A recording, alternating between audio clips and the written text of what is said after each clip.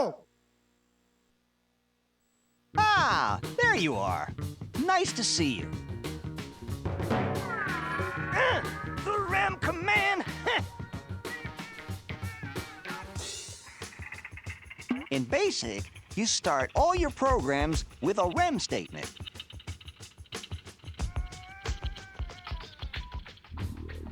The more complicated your code gets, the more you need REM statements.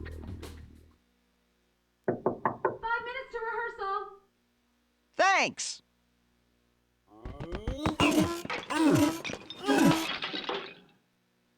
Let's see the REM command at work. Check it out and run the program.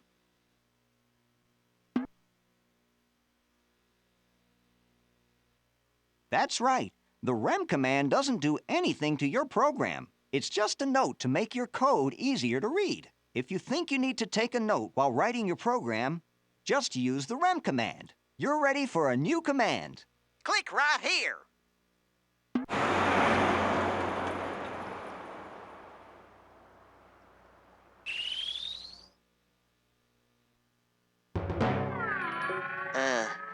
The print command. Now read this. Here we go. The print command works a lot like the banner command, except the message stays in one place. A message is made up of a string of letters or numbers, and in programming, we call that message a string. How about some more reading? Now let's add the print command to your program.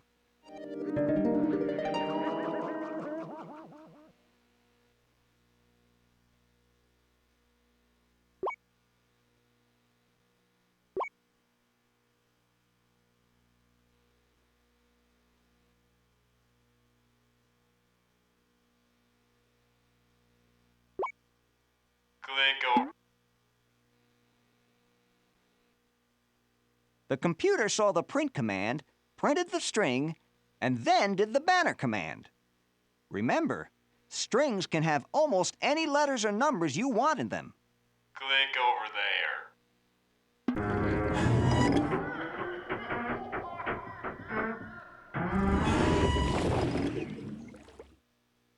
Let's take a look at this program. It has everything it needs, but it could be cooler. What if you wanted the user to type in a message for the banner? That's right. Your program can ask the user to type in a message instead of showing the same message every time you run the program. To do this, you need a new command. The command is called input. Input command. Hooray, more reading.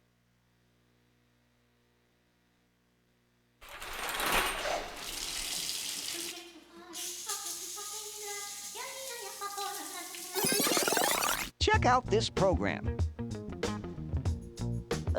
Run it. First, the program prints this message in the run window.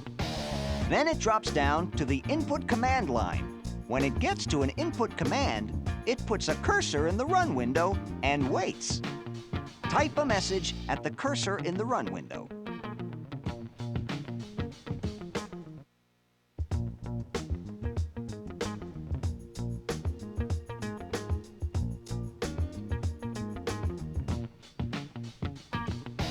The input command remembered what was typed and printed it back out. But how? When you pressed return, the computer saved what you typed into a variable. What is a variable? Let's find out, shall we? Yes.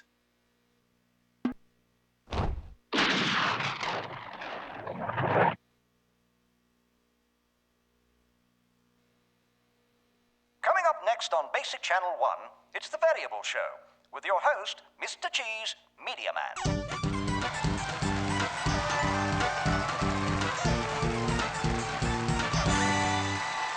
That's right, because everybody loves variables! Why?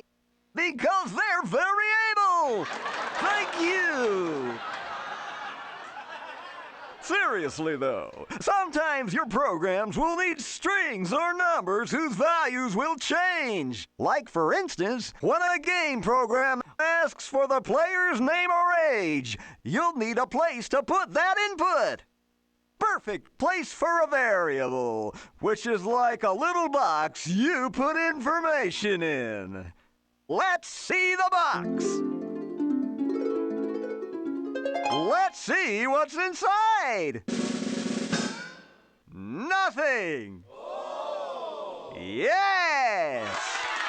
Because variables are nothing but empty little boxes until you put something inside. And by the way, there are rules for naming variables that you'll learn later. Let's use some variables in your code. Thank you. No, really. Using variables can help your programs feel alive by having the user say what'll happen. Variable names cannot use basic commands. Variable names can have up to 32 letters or numbers. String variables must include a $sign on the end and can only hold strings. Numeric variables can't include the $sign on the end and can only hold numbers. Remember, these variable rules are based on actual variables driven under controlled conditions by a professional programmer. Now read this. Add an input command and a variable to this program.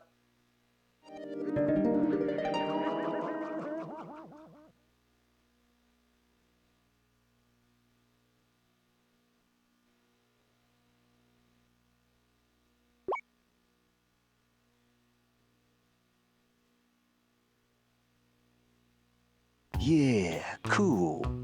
Now you have an input command and a variable with something in it that wants to get out. One more thing, and you're in Runitsville, man. You want the banner to be what's stored in the input variable. So, you need to replace the string with a variable name.